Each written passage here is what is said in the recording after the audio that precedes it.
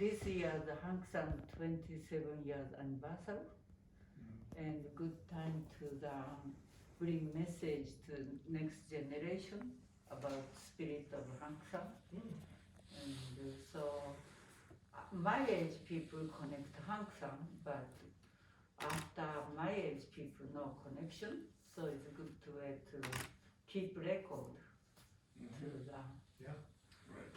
So that's part of the reason. And George is very happy to take these things, and he always doing for ceremony time many years. Yeah. So I think you met Yeah. George. You might have seen me behind the camera. Right. Right. So this is wonderful. George is in Manhattan. I'm in, New York City. I have my office in Manhattan, but I live in the Bronx, so it's a little bit closer to get up here. Yeah, a little easier escape. Yeah. Yes. But his parent is living with Onyonta, so the farming land, so they Oh wow. so taken Nice. care. So he have to go with parent, so George also very careful about this situation. So I comfortable to invite George. Yeah. George-san. And Irene-san working medicine company in Albany. They're making corona medicine. Oh, nice. So she is a corona person. I'm not a corona person.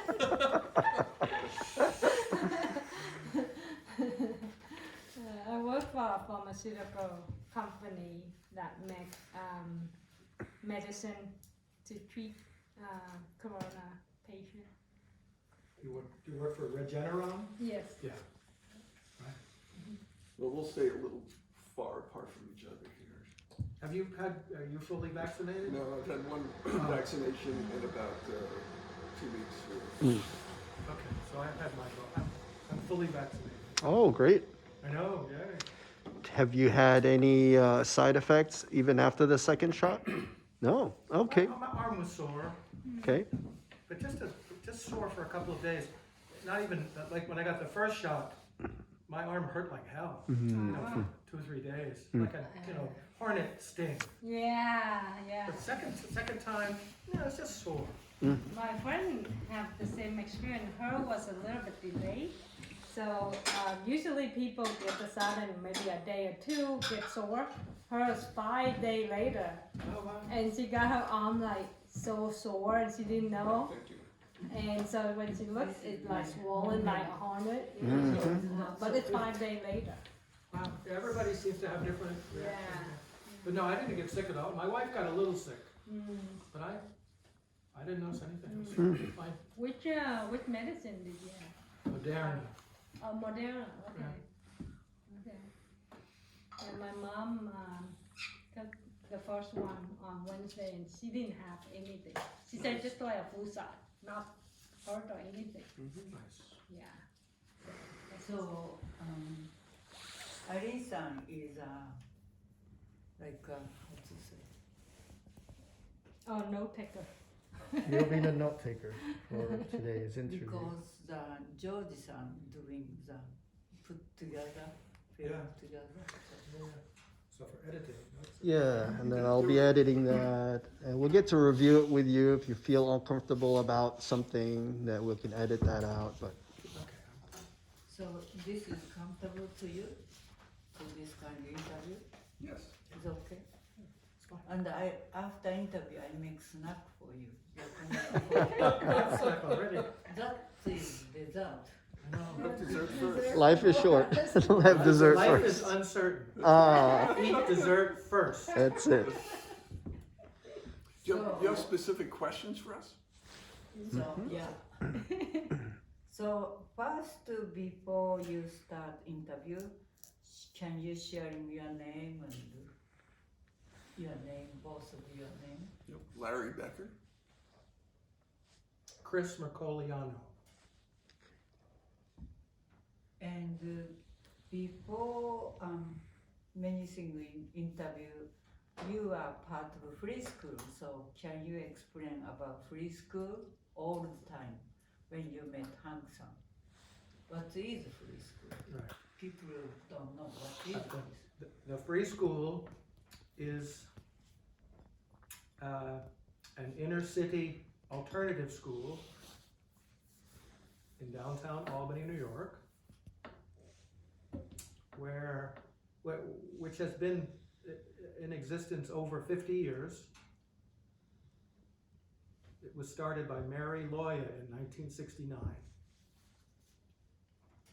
And so over time, it's gone through many changes, but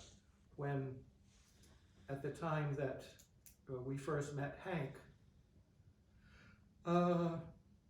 probably there were, I don't know, 50 or 60 students, a very diverse group of students. Students came from every background. Some were children from the neighborhood, from the inner city, very poor, white and black, sometimes Spanish speaking. But also children came from the suburbs, children came from farther away, in the countries, in the country. And that was because the school had a very different philosophy, very different from a traditional, conventional school. Like the name says, free school, the children they have a lot of freedom. They get to choose what they want to learn, when they want to learn it. The students help to make the rules. There's kind of a self-government for the school that the children provide leadership for, that sort of thing. So you call it an alternative school. And A democratic school. or today you would call it a democratic school, right? Right. And so in terms of the children's learning, we didn't believe very much in textbooks. We didn't really even almost never used textbooks. I don't know, maybe if a student was because there was no internet then. So if a student was very interested in something, okay, you might use a textbook, but otherwise we very much believed in experiential learning by doing. So and we thought it was very important for children to go out into nature, and just to do their learning outside of school, out in the community, out in the world. So when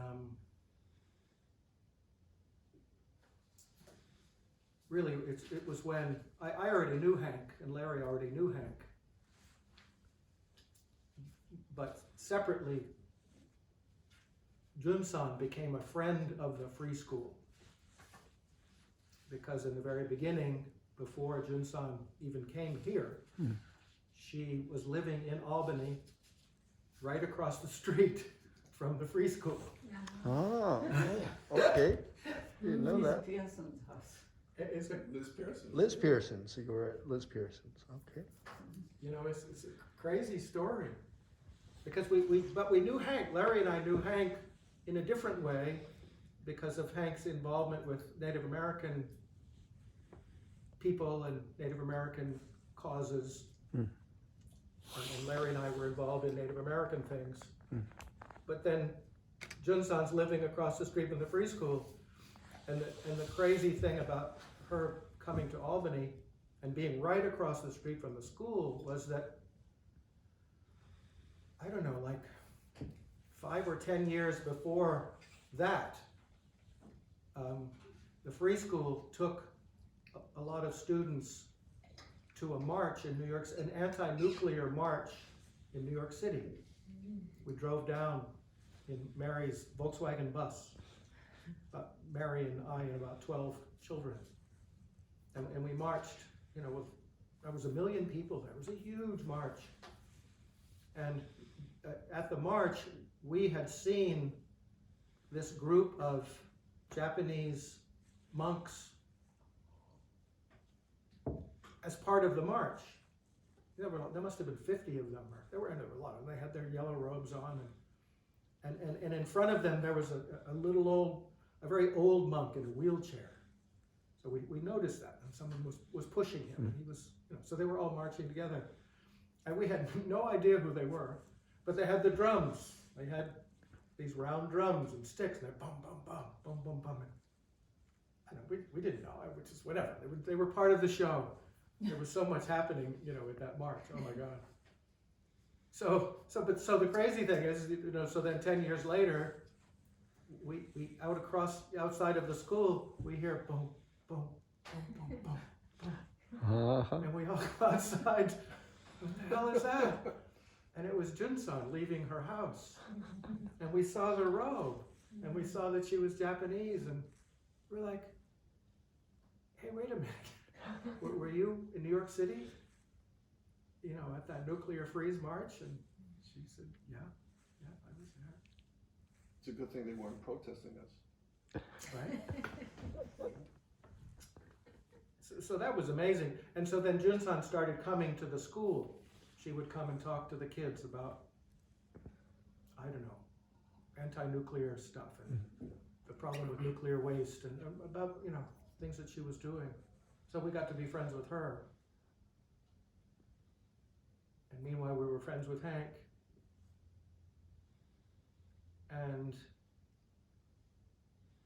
But it was when Jun-san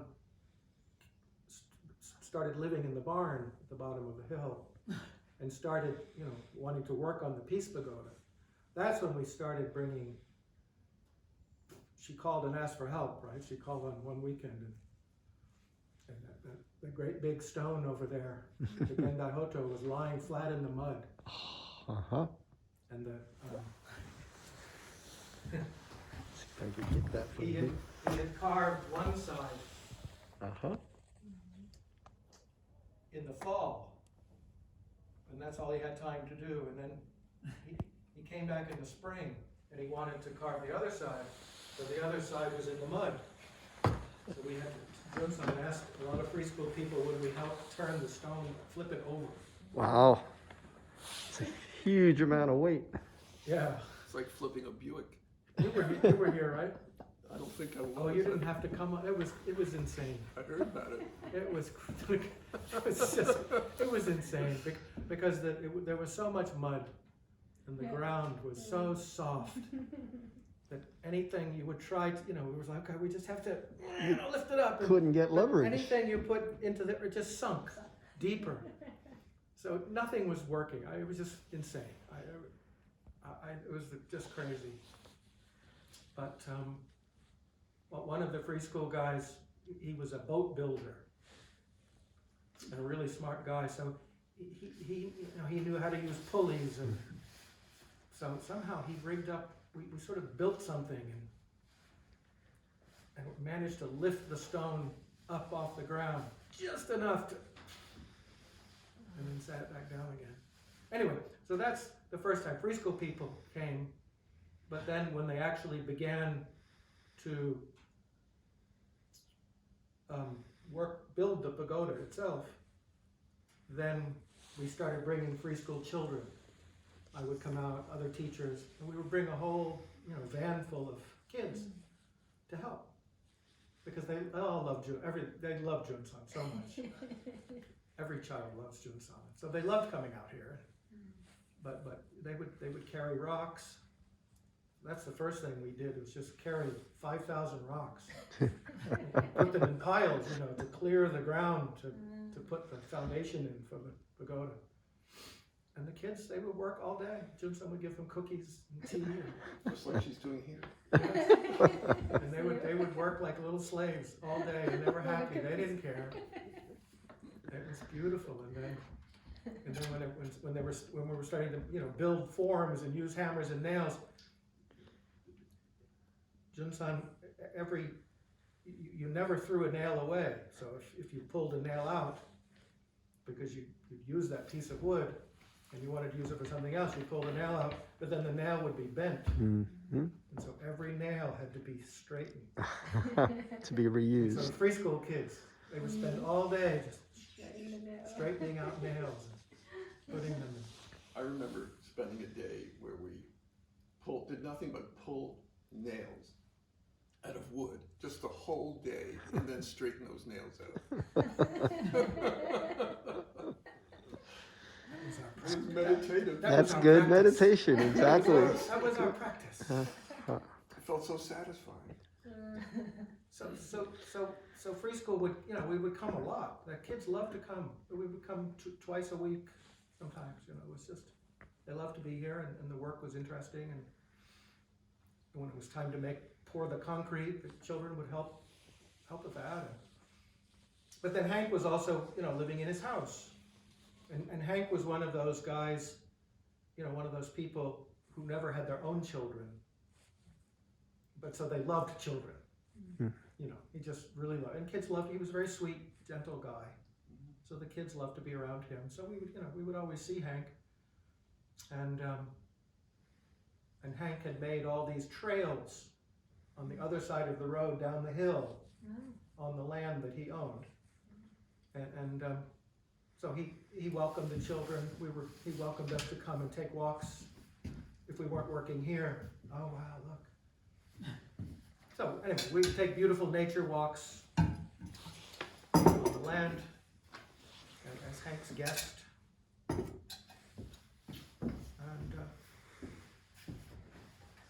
that's a long answer, Jun-san. You gotta watch out. I know lots of between. When I come to the Albany, because I was involved to Dennis Banks Sanctuary, so I live in Onondaga Nation, and Dennis Banks asking to the sanctuary for New York State. So he asked to apply to the governor Como, not this Como-san. Father His Como. father, yeah. So, Mario Cuomo. yeah, so I like to walk from Onondaga to Albany and fasting 1 week from the capital. So that's my kind of focus in practice. So that time I asked to because I very start involved to Syracuse peace group, many Quaker friends and Catholic friends, Jewish friends. Yeah. So they introduced Hank. And but somebody said, no, Hank-san is far away from capital. So you should stay at Liz Pearson's house, because Liz Pearson is a Quaker friend, and she was very active to support Native friends. And so you have to ask to Liz Pearson. So Liz said, no problem, come to my house. So that's where whatever I stay at Albany, the fasting time, Liz open to her house. So I always walking to capital, fasting, and after finish day and back to the Liz Pearson. So I drumming and pray, and behind is a free school. So, but I don't know free school that time. Right, we knew you, but you didn't know us. Another amazing thing is that time is one of Japanese teacher, Michio Kaya-san. Right. Yeah, Michio. So Michio Kaya-san is another interesting person because she came to the study English. Also she interesting, teaching. So somehow she connect free school. But before she come from Japan, she saw a movie they call Hopi Prophecy. Right. And Michio Kaya-san is very moved this movie. And she talked to the producer, Miyata-san, and I gonna go to America, And Miyata-san said, if you go to the America, you should see the Jun-san. That's right. I forgot about that. So she don't know where I am, but she realized because part of movie they have a Nipponda Myoho monks drumming walking. So she knows how it looks like. So Michio Kaya-san was helping the free school, and she realized this is me. Right, that's right. So it's very interesting way to connect it to where to the happening. And somehow after 1 year fasting and walking and Hank-san often round, and almost same time, I very remember Chris-san said, "We are ready to help you. We are strong," or something. No, I said you are crazy.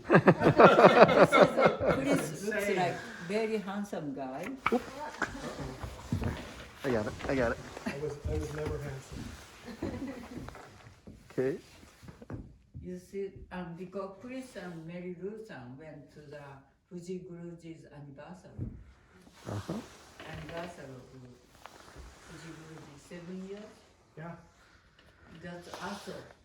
Oh. That's in Mount Aso. Okay, Yeah. we were there. We got the drum Yeah, there. they went to the. Oh, wow. We were in Japan. So, Oh, that's Liz Pearson, so she's in this picture too. Mhm. so this is Chris-san, and Chris-san is very, very ready to do. But first thing we are making Gendai Hoto, and amazing thing is opening ceremony time to Mary Lou-san said, "And Jun-san, you have no any water or no kitchen here.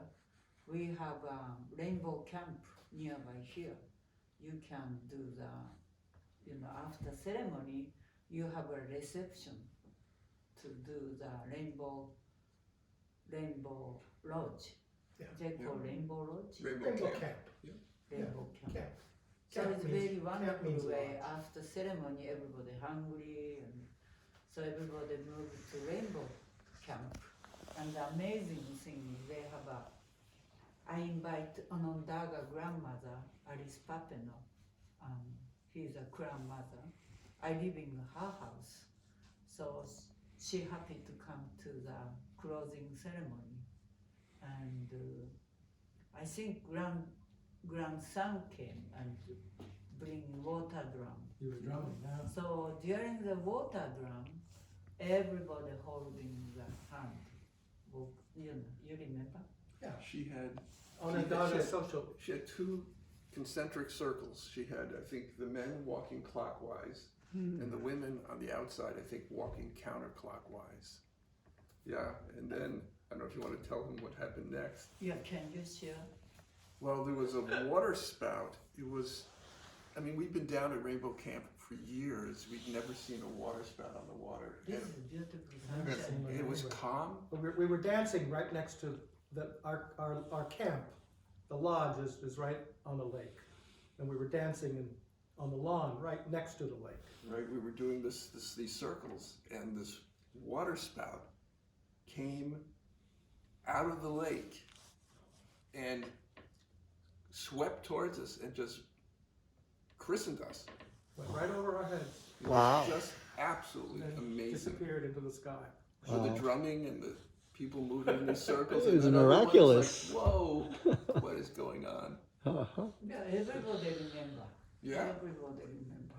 And nobody taking picture. No. It happened too fast. Right. It was just in the moment, And no cell phones. And if someone had a cell phone, they probably would have. But this is before cell phones. Now we just have the story. But you see, Jun-san's friend Alice. It was Alice and her sister. Yeah, What was her sister's name? Audrey Shenandoah. Audrey Shenandoah and So- Alice Papeno. So Audrey Shenandoah, she was the wife. She was the wife of the Tadadaho, the leader of the all Six Nation Iroquois Nation. So she was the wife of the chief. So you have the chief's wife and her sister leading this traditional social dance. So Very powerful. there you go. That It was a time powerful day. It was a very, very powerful day. I realized we'll be Peace Pagoda rising up. Right. I feel this way, and many of people watch this happening. People start coming to giving hand. So it's very amazing. At first, I don't know why we have to make this. Now we are going to stupid, you know. This is not my idea. Sasamori Shonin's idea. Oh, you blame him. Right. And this amazing Sasamori Shonin is another amazing monk. Yes. After around the Hiroshima 50 years anniversary time, almost 90. Hiroshima happened in 1945. So after 50 years is 1995. Sasamori Shonin decided to walk from Auschwitz to Hiroshima, 1 year's peace walk. So is Rari-san part of very involved. So can you explain this story? Yeah, I got a call from Jun-san. She wanted me to come and get a letter delivered to the mayor of Auschwitz, which is a city in Poland where Auschwitz was. So I thought she wanted me to drop it off in the mail in Albany. So I came up and she said, no, I want you to hand deliver it to him in Poland. I was surprised, but when Jun-san asks you to do something, it's hard to say no. So that started off the Peace Walk convocation that we created in Auschwitz. We actually spent time sleeping in well, we went there 3 times. I spent a lot of time with Sasamori there, and with Liz Pearson, she was there too. Yeah. Howie Middleman was there. There were a bunch of us that came from Albany, and we met with the chief rabbi of Poland, who didn't want to have anything to do with it, and we met with the archbishop or the bishop or cardinal of Poland. He didn't want to have anything to do with it either, but we wanted to have something to do with it. So we had this amazing convocation where children of concentration camp guards and children of concentration camp survivors had this meeting in Auschwitz. It was very healing. It was pretty amazing. It was just, very powerful. And you invite mayor to come here, right? I did. I invited the mayor of Auschwitz to come here, and he did, and he stayed with us, and it was just, the whole thing was amazing. And then we went to see the folks at the House of Peace. We drove. I'm still in contact with them. They're really good people, and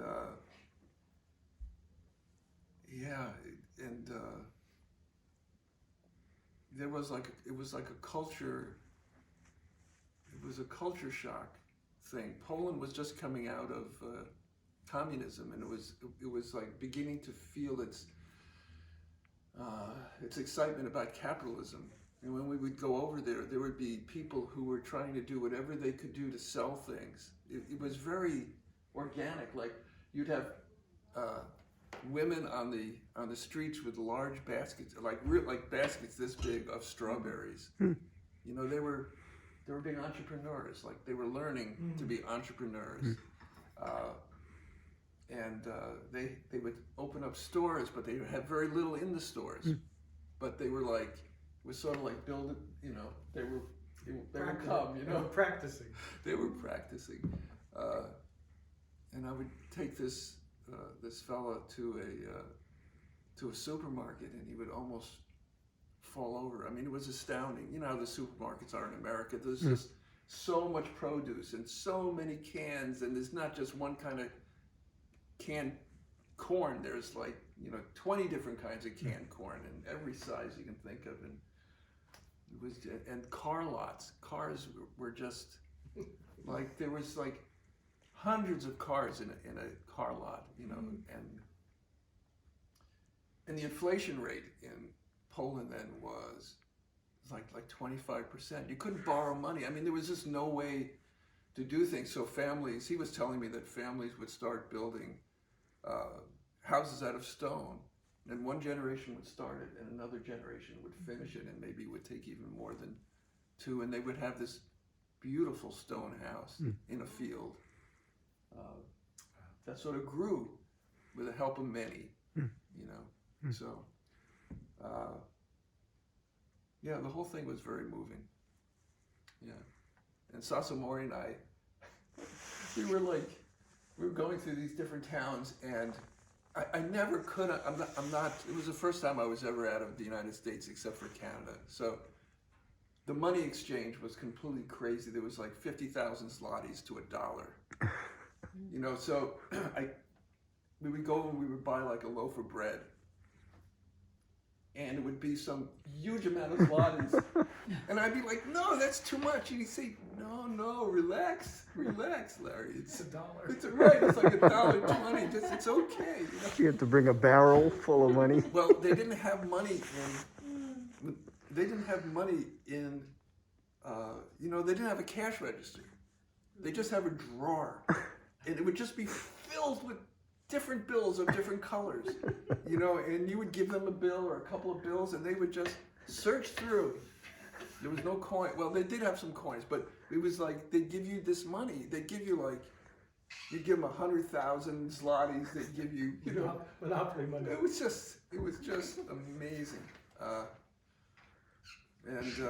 And of course, when I would be walking with Sasomori, and he'd be in his robes, and Poland was just so conservative. It was just very, very conservative. You know, Still is. I was there a few years ago. Wow. Wow. When Sasomori walked down the street next to me, I was invisible. Everybody was just like, what? You know, they just couldn't believe who he was, how he looked, you know, how he carried himself, and the robes, and it was just, he got himself a lot of attention, you know. It was well deserved, but he was just, it was just astounding, yeah. And He's Catholic. His background is is Catholic. that right? I didn't know that. Wow, I didn't know. Wow.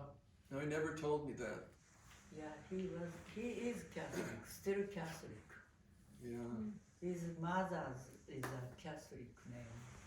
She passed away 101 years old. Wow. So she part of reason Sasomori Shonin want to make peace power in Poland because Pope come from Poland. That's right. That's right. Yeah. So part of reason they want to connect to the Yeah. peace pagoda in Poland. So he still not give up this dream Oh, good. because mother passed away. After mother passed away, he will be moved United States, knock door to you.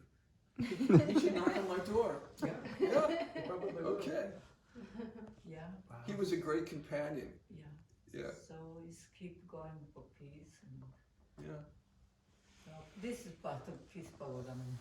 And It's all connected. But I like to know that when the Hank-san was back to crisis, whose idea to help him? Hank, When he was what? The back taxes. Oh, Crisis. back taxes. Yeah. who's asking to free school to help? No one asked. That was just Mary Loya's idea, Oh, Oh, the founder of the free school. yes. Yes, Um, we got to meet her. by the time Hank had his stroke and then the tax crisis, the free school was very close to Jun-san and to Hank. And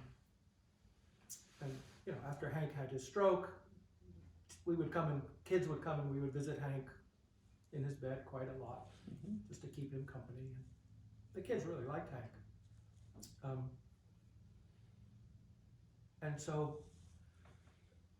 I do remember. Mary,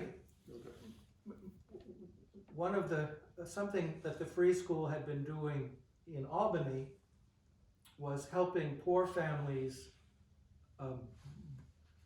own their own homes. So we would help them buy. this is Mary. Oh, good. Mary and Liz. Oh, wow. in Japan. Yeah. Guruji's commemoration. Mm-hmm. So this is Mary. Uh-huh. This is Pearson. Yeah. Okay. Yeah, we got to interview Mary when she came to Grafton, Oh, Nice. good. and then gave her very energetic story Oh, yes. about her. Yes, indeed. So we would help the family to buy a house, but a broken down house that had been abandoned. So we could buy the building, the house for maybe $1,000, but then it had to be completely rebuilt. Mm. So again, Mary's idea was to ask people with money to contribute, to invest in a fund. And then that money would be loaned to the family to buy materials and pay for help. But also the family would do a lot of the work themselves, and preschool people would help them, all as a volunteer thing. But the fund would loan them enough money to renovate the house. And then slowly the family would pay the money back to the fund. It was great. It worked beautifully. We helped about 5 families buy homes. And I don't know, so it just happened that at the time that Hank had his stroke, and there was the problem with the taxes, a lot of the families who had their houses had paid a lot of the money back into the fund. I see. So there was money left over to be it was used. like $25,000 or something. And what should have happened, what was going to happen next was then we were going to start paying that money back to the people who invested in the fund. But we hadn't done that yet. And so Mary had the idea. Well, it was funny. It was just about the right amount of money. It was the money that was needed to pay off the taxes, so that the county didn't take the land away. It was crazy, it was just right.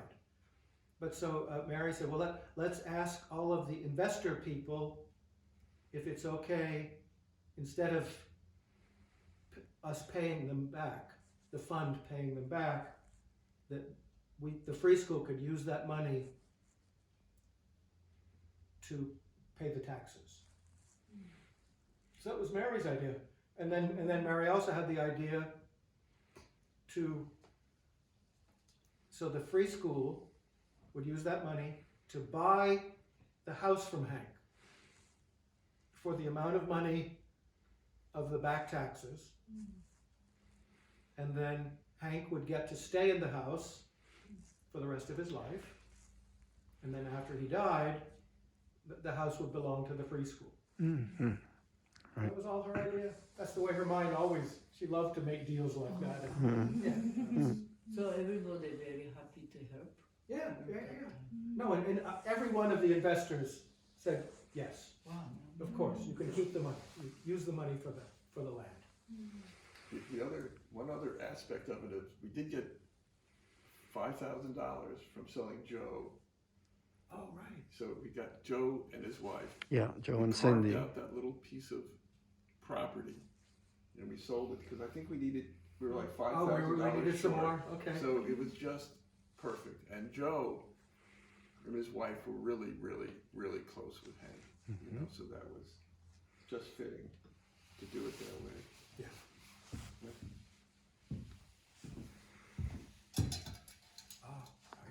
But I wanted to mention, before Hank had a stroke, he used to have Lakota people come to the land. I don't know if you're aware of that. And it would be on the other side of the road here, the other side of the little driveway, and it would be off there a little bit. And they would make a couple of sweat lodges and nippies. Yeah. What is Black Elk? Black Elk's Ah, grandson. okay. They used to come here. In the summer, so maybe a month, 6 Uh-huh. weeks. Uh-huh. Yeah. Yeah, and we would go out, we would come here and we would do sweats with them. You do the Let us ceremony. Participate in the sweats. Oh, great. Yeah, it was amazing. Yeah, and they were so different than the Seneca sweats. The Seneca sweats we used to do, which were just in Onondaga with Grandmother Twyla. Twyla Nietzsche. Yeah, she was great. And they described the differences as they're saying that, you know, the people in the Northeast, the weather is less hostile. It's more mild. It's the rain falls and, you know, the seasons change, but out where the Lakota people are, it's more harsh. Mm. And the sweats, Lakota sweats were very, very hot. Very, very hot. And it was, Yes, Yeah, we've experienced it. you weren't supposed Oh, to. but Dan, no, worse than Dan. Oh, way Oh. worse. Oh, way worse. These were young guys. They were crazy. Oh. And you weren't supposed They to. were crazy. You weren't supposed to leave the sweat. You know, when you do the Seneca sweat, or you do a sweat with Sun Bear or somebody like that, they say, look, if you can't take it, you know, just wait for a pause in the ceremonial aspect of it, and then just ask if you can leave, and everyone will All my very relations safely. and Oh, everything. yeah. The Seneca sweats. I mean, the Lakota sweats were. It starts and you stay there for the duration of it, no matter. Remember the first one we went, the first time? Here, you mean? Yeah. Yeah. So we're all sitting there and the fire's ready and the stones are ready. And the firekeeper says, no, the water pourer says, who's leading the sweat, he says, bring in 40 rocks. 40 at one time. Yes. 1, 2, 37, 38. We wondered why it was a pretty big lodge, but the pit was huge. Well, it was carpeted. The lodge was The lodge was carpeted. They were funny that way. They wanted to be comfortable. But by the time the 40th rock was in there, it was like a nuclear reactor. No water yet. But then when he poured the first dipper of water, and the heat just, and all the white guys and women, you know, all of us were just, everybody's just down on the ground. And you couldn't get to the earth because of the carpet. Oh, Jesus. That made it worse. Definitely. That was brutal. Oh. Never again. No, And before we would do the lodges, we would feast. In other words, as opposed to the Senecas, where you do a day fasting and you fast all day. you pick out the saplings and you say a prayer for each one, and then you do the same thing with stones from the stream. Lakotas, we ate this buffalo stew as much as you could possibly consume.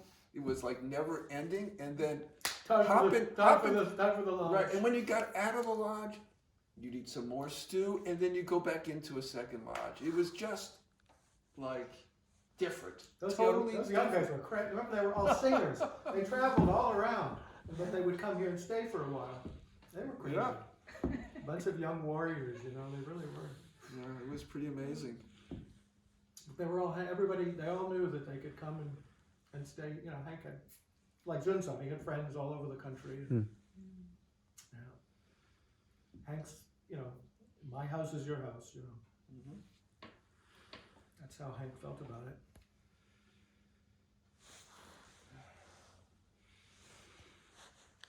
Georgian, you have a question? During the time that the pagoda was being built, and you mentioned there's a lot of students that came to help, were they enthusiastic about what the pagoda was about, or were they just helping because they had something to do, or? Good question. I just want to toss in an answer to that a little bit, Right. because I had kids at the free school. Uh-huh. And my kids were there, and they were helping build. Ah, the photo album, yeah. And one We'll of go the through this. One of the things that the free school does with children is it honors their capabilities, you know, and it doesn't treat them as if they're just you know, short people who aren't smart enough yet. It just, that part just never comes out because actually kids are extremely smart and in some ways extremely geniuses, like for example as to language, as the ability to learn language when they're young. I mean, and these kids are asked to do stuff that challenges their capabilities, and they feel really good about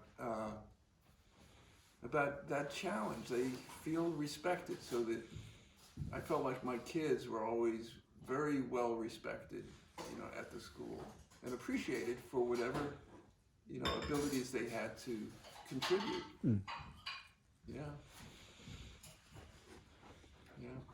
I don't know if that. No, I mean, absolutely. And no, the kids very much knew what the Peace Pagoda was about, especially because when Jun-san had lived on Elm Street before she moved here, she came in the school many times Talked about it. and talked about peace and Hiroshima and all sorts of environmental issues and yeah, so the kids already very much knew what, and we had seen Nippon's on Myoji, we had seen them at that march. Uh-huh. So there was a context. Okay. Yeah, for sure. And maybe most of all, they loved her. You know, they loved Jun-san. So, Jun-san needs help. Okay, let's go. Uh-huh. You know, just like the rest of us. I mean, they Yep. just loved her.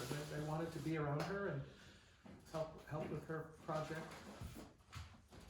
Yeah, and the work was fun. I mean, they always loved to come out here. Yeah. It was the whole perfect package. Amazing one of the story about we walk underground railroad walk. Yeah. Oh. Preschool children part of the walk, and they start searching about Harriet Tubman's history and connect to Clinton's wife. Can you share this story? Yeah, this is a good story. Okay. Please. Yeah, I think maybe the year after, the school year after, we all walked with Jun-san to Harriet Tubman's hometown, Auburn, New York. And we just walked a couple of days with Jun-san, I think, or 3 or something, I don't know. We didn't do the whole walk, but we did a piece. And then the next year, a group of the older students, they're very interested in Harriet Tubman. So I asked them if they wanted to go to Harriet Tubman's house, go back to Auburn, because we didn't have time to do that on the walk. We kind of passed through Auburn. I don't even think, we didn't even go to the cemetery. So anyway, I asked the students if they wanted to go back to Auburn, see her house. There's a museum there, right next to her home in Auburn. And yeah, they were very excited about that. And so we went for a day. And you see the museum, the Harriet Tubman Museum, is run by a descendant of Harriet Tubman. And she's a little old woman, you know, now. She's very old. And she's small. She looks like Harriet Tubman. I mean, it's crazy. She looks a lot like Harriet Tubman. And so when we went to the museum, when I brought the kids, Mrs. Johnson showed the children around, gave them a tour, and then she talked to them about Harriet Tubman's life, you know, maybe for 1 hour. And a lot of these kids were very wild. They were inner city children. They'd had trouble in school before, troubles at home, whatever. They were very wild kids. And they just sat there the whole time, Staring at her. just watching this woman and listening to her. Uh-huh. It was quite powerful. Uh-huh. And then you know the story of Harriet Tubman's life, you know, and the children, you know, the heroic things that she did, you know, 12, 13, 14-year-old boys and girls, that's what they want to hear. You know, they were very moved by the story of Harriet Tubman. And so when we walked, after we left the museum, we walked to her grave, which is about, I don't know, 10-minute walk from the house. there's a cemetery. And we found Harriet Tubman's grave. And again, all the way to the cemetery, the kids were just yelling and joking around and being crazy. No, I didn't care. But we found her grave in the cemetery, and immediately, they just naturally formed a circle around the grave. It's right under a big, beautiful pine tree, and all of them are just staring at her gravestone, just silent.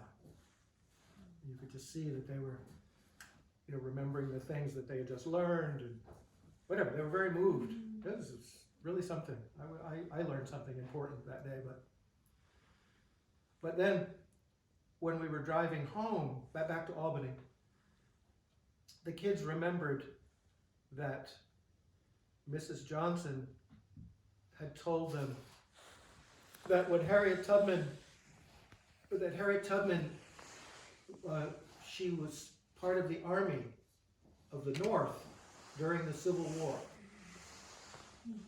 She wasn't a soldier, but she was a nurse and a scout. She would sneak through the woods and spy on the enemy soldiers and enemy camps and things. And she was in the South for, I think, 3 years doing this work. And the Southern Army, they knew who she was. I mean, she was Harriet. She was part of this underground railroad. So if they had ever caught her, oh my God, they would have cut her into pieces, scattered the pieces to the four winds or something. I don't know. They would have tortured her so badly. So the children, they knew all that. But so Mrs. Johnson told us that after the war, Harriet Tubman, the Army never paid Harriet Tubman 1 penny. Oh my. She was never paid anything.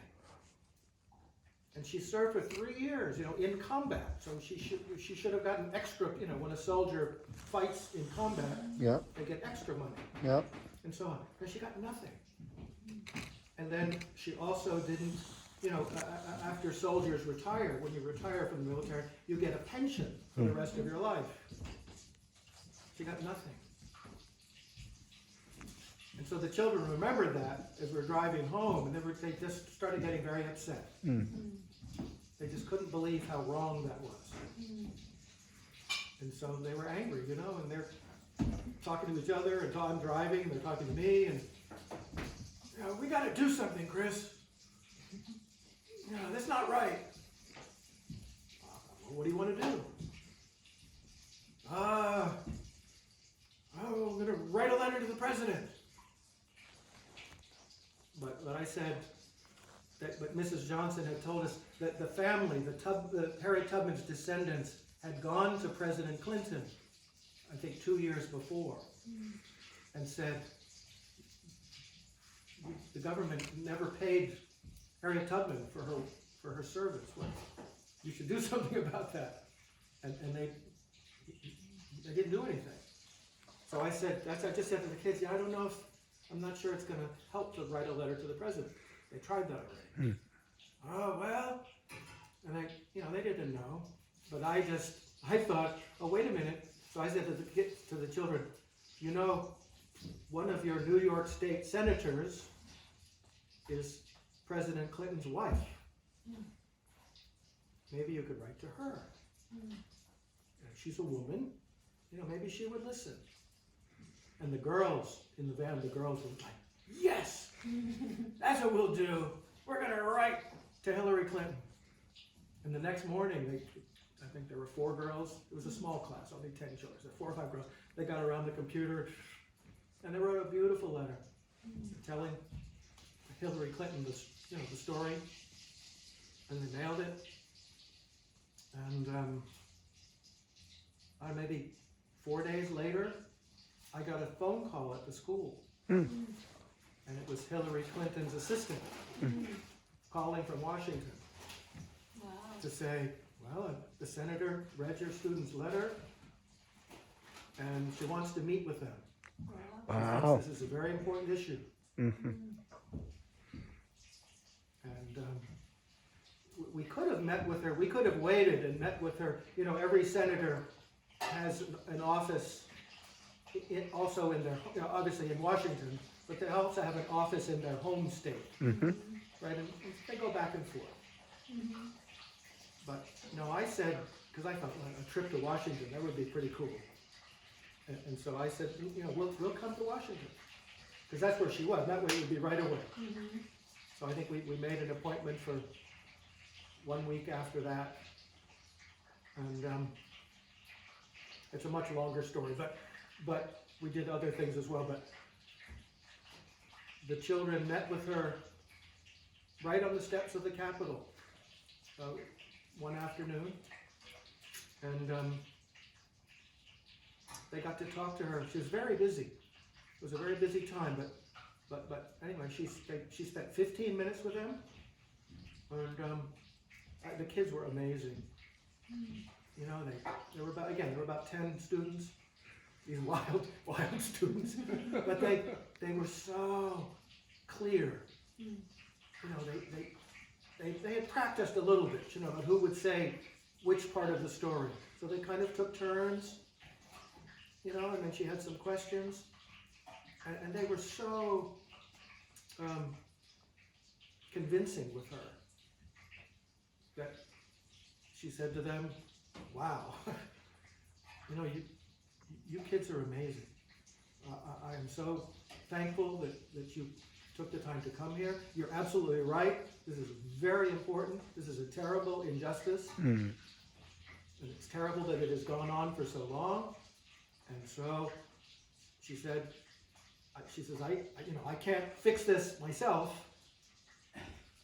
but I promise you that as soon as I get back to my office, because she was having to be in meetings in the Capitol. So she says, when I get back to my office, as soon as I get back, I'm going to talk to my people, and we're going to figure out what to do.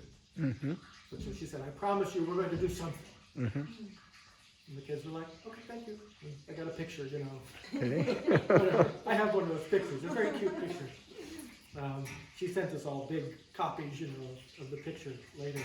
But then, I think 1 week later, we were back in Albany, back at school again. And we also went to Harriet Tubman's, where she was born. And we went to the farm where she was a slave. We made that part of the trip. That was very powerful. And we talked with people who really knew the history, the real history of Harriet Tubman, about the facts of her early life and how she escaped from the farm. Because sometimes the things you read in books are kind of more like a fairy tale. But we found people in Maryland, who really knew the true story. So that was very cool. So then we come back to school, and I get a phone call again, and it's Senator Clinton's assistant again, and he said, well, the senator wants your students to know that today she put a bill into Congress requesting the money